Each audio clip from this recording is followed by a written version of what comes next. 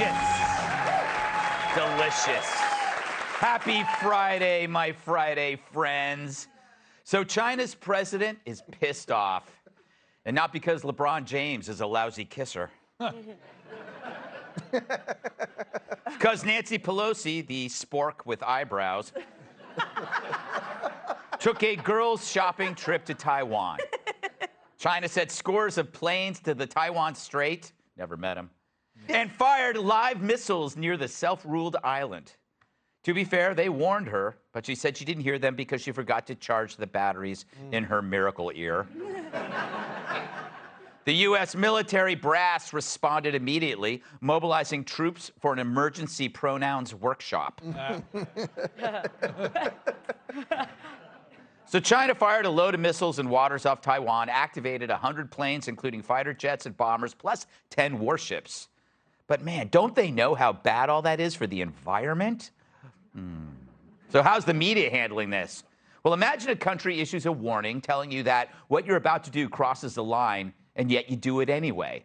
You know, it's like when my wife tells me to stop leaving my shoes and socks on the floor in Larry Kudlow's pool house. Tired of the lies. China says don't go to Taiwan, but hey, screw you, China, we're coming over just for and giggles, which are the Secret Service's nicknames for Biden and Harris.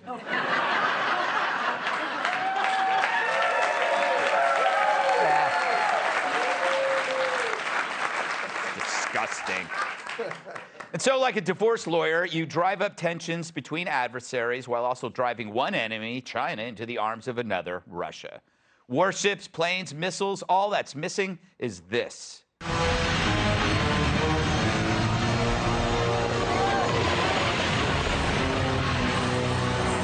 That was actually Nancy Pelosi doing some window shopping in Taipei.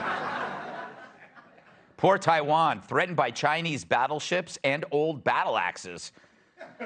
Still, you gotta wonder what Nancy's husband is doing right now.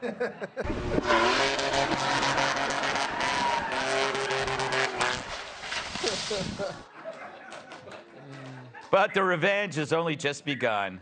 This is one expensive shopping trip from the get-go. It already cost the taxpayers millions, including the taxpayers in Pelosi's disgusting district, San Francisco, which, as you know, looks like this. Yeah, she's got her priorities straight. And the fact is, she didn't need to fly. Her eyebrows are already in the Mile High Club. Looks like someone just showed her my ratings. So Nan goes out of her way to tick China off after telling everyone else not to do the very same thing. I'd call her two-faced, but that's 5 faces ago. So what kind of leader would do something so stupid, beside the current prez who needs training wheels for his stationary bike? Well, we were always told it would be this guy who would cause global unrest. The Trump administration's reckless, rash decisions are no substitute for real global leadership. Multiple national security crises, all exacerbated by Donald Trump's erratic and untethered foreign policy impulses. What you need to do is lower the temperature and not increase the temperature. And in a way, I think you could say that he's playing right into Kim's hands. So it's the erratic nature of this, which I don't think is strategic, which leads me to believe that Trump isn't serious. They may not be up to the job. A man you can bait with a tweet is not a man we can trust with nuclear weapons. She looked so much healthier before she killed Jeffrey Epstein. But seriously... All right. All right. Where is Joe when it comes to China? What the hell, Joe? No, look. I can't tell that lady what to do. I didn't want her to go, but did you ever try to tell an old lady what to do? They'd do the opposite. So I said, go ahead, go to Taiwan. I don't care. And then she went, but I don't know. I'm a little afraid of her anyway. I'm more afraid of Nancy than the Chinese. I mean, did you see when she ripped up that State of the Union address? Come on, I said, that's one dizzy broad. You stay out of her way, Joe. You dizzy broad, can I say that? No, probably not. They're gonna put me back in the basement.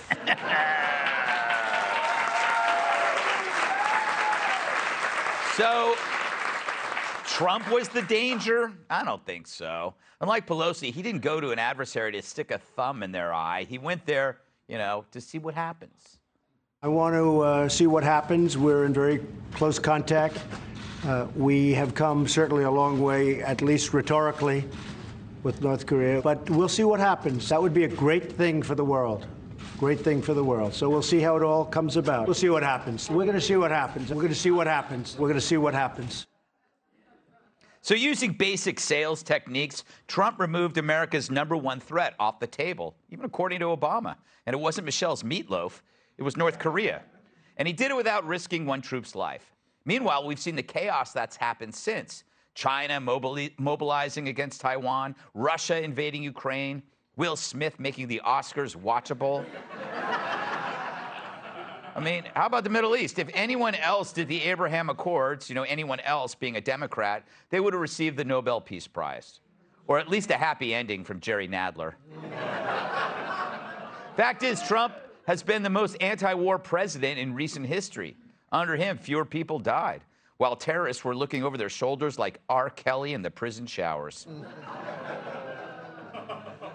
Meanwhile, it's the Dems who are the dopes creating global instability. But consider how the media might handle this latest provocation if Trump had done it.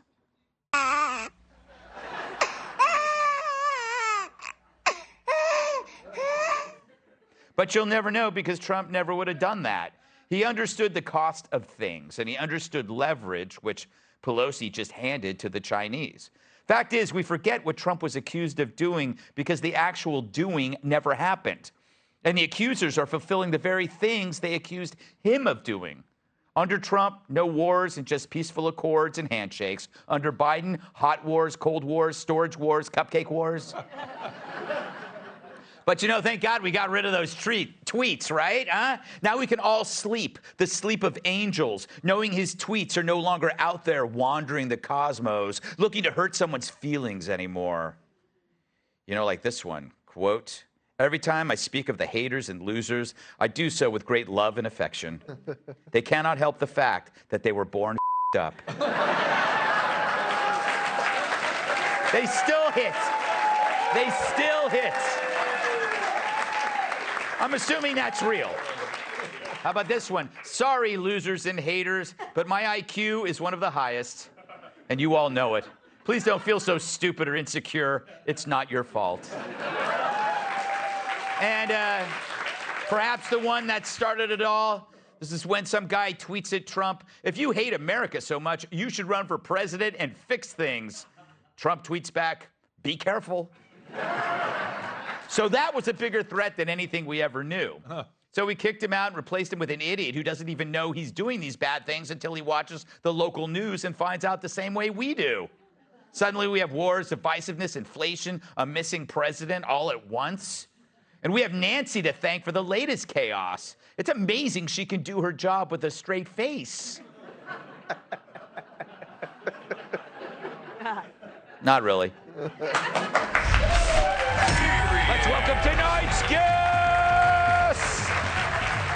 When she talks, Ben Shapiro asks her to slow down. Outnumbered co-host Emily Caballo.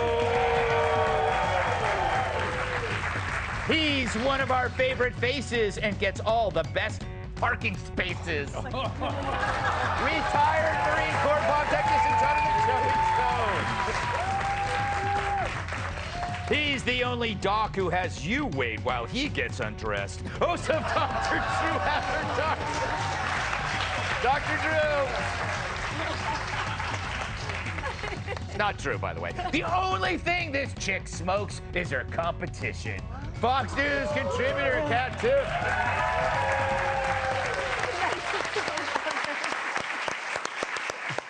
Emily, how are you? So good. Oh, that's great. So, Joey.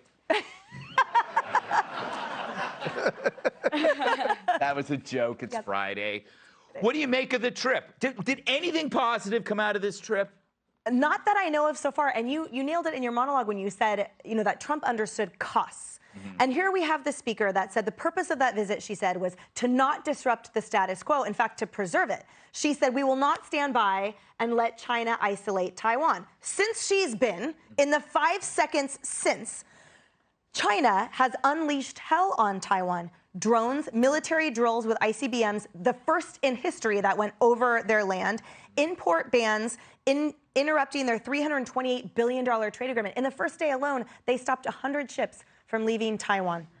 Cyber attacks, drones, and then they summoned the U.S. ambassador to China and said to his face, we're going to make you pay the price. So it's sort of similar to when a human finds like a half-dead animal or a butterfly or a bird. Oh, I'm going to save this. And then they crush it accidentally. That is exactly, or that, or you put it on Joey's wall. But that's exactly what Pelosi has done. So I think through her arrogance and her maintaining, oh, we're here to preserve everything. Meanwhile, as she's walking with a fixed expression to the plane, Taiwan is in flames behind her. And to your point, I have yet to see something positive come out of it. But not to be a Debbie Downer, I don't expect that anything will. All right, that was Debbie Downer. Joey, what's worse, calling COVID the China virus or inciting World War III with a shopping trip to Taiwan? I think that's a loaded question. You know, it depends on who you are and what your world is. If you're a liberal, I mean, calling COVID the China virus is really bad. I mean, it incites violence on somebody. Nobody proven yet, but somebody. I think one of the funniest things about this is like China slaps Nancy Pelosi with sanctions. Yes. Like, I mean, China couldn't sanction me. My idea of investing money is buying a pickup truck, right? Like, if China wanted to sanction me, they'd have to hack into my Amazon account. Yes. Like, you know, so if our Congress is bought into China, sanction them. I don't care. Yeah. Well, yeah, that's true. Sanctioning Nancy Pelosi, she's rich enough so that they can do that, right? Yeah, you know, I'm not saying she's done anything wrong because I'm a capitalist, but, you know, she's been a public servant for 80 years and she's got enough money she's invested in Huawei or something. I mean, come on. Yeah. They also sanctioned her husband, by the way. They sanctioned her immediate family members, too, which means he got in more trouble from China for being her husband than he did in California for getting a DUI. Oh, that's a great one. That's a great one. Dr. Drew, what do you make of all this? Isn't it funny, this weird projection? It's like a reverse projection. All of these things that were supposed to happen under Trump are happening under Joe Biden. That seems to be the primary psychological process that goes on, which is people have their own internal sort of feelings that they disavow and they project them onto everybody else, and then they end up acting them out. And that's exactly what we're seeing here. You know, it's so funny. My wife turned to me today and she goes, why didn't what's-his-name-go? Like, the president? then she goes, is he dead? Oh, wow. I can see your wife ask that question. I was like, wow, we're there. He did have a weekend at Bernie's Look today with the glasses on. Yeah. She was very serious. She was quite concerned. That's classic Susan. Yeah. I think there's an ulterior motive here with Nancy. She's in her 80s now. It's like, what a great way to go out. She wouldn't have done this when she was 35, but if you know. I don't understand it. I can't understand what she's doing. I hope it doesn't cause any serious problems. But what was she thinking? What was she trying to get out of it? I can't figure it out. Maybe distract from the husband. He's got a lot of problems. The best thing about this, Kat, is that she can never criticize Republicans of being anti-climate. Because not only was the flight, you know, obviously burning fuel, but China now pulls out of every climate agreement and everything. Why aren't they freaked out about that? Yeah, it's like now China goes like, hey, we don't have to do that anymore. Yeah. So she just basically screwed the planet. Well, but why isn't her constituency absolutely apoplectic about that? This is the biggest source of this problem. Yeah. They're back in business. Her constituency is half rich people, half homeless. Or if you're, you know, well, never mind. I was going to say something disgusting, Kat, but I thought that'd be so unlike you. Is there anything good from this? Well, for her, for a little bit, for about 5 minutes, she had a lot of people, even on both sides of the aisle, saying, yeah, Nancy. That's true. Way to go. I was not one of those people, No. and I'm not one of those people now. But for a little bit, she was not in the headlines for her husband's really good guessing on investments, or for his, booze and pills filled joyride gone awry. But that's the only thing it did. I get that the Chinese Communist Party is awful. I get that an invasion of Taiwan would be terrible. But what she did actually made that more likely, not less likely. Yeah. And she got to have all these people tell her she was so brave and so cool and take the pictures and then leave and be out of there and have it all go to Exactly. Yeah, it's crazy. It is crazy. And you're right about like the Republicans. Yeah, people were. Yeah. They were, except for two, which was really interesting. The two people who hate each other, Mitt Romney and Donald Trump, both said this was a bad idea. So when you have two people that hate each other. Yeah. Yeah, because agree. Because people argue for things like this by saying, okay, that the Chinese Communist Party is bad, but I care more about results, especially when we're talking about the possibility of a world war. Right. Yeah. Exactly. What did you actually do to help anyone? You actually made things work. Hey, Sean Hannity here. Hey, click here to subscribe to Fox News YouTube page and catch our hottest interviews and most compelling analysis. You will not get it anywhere else.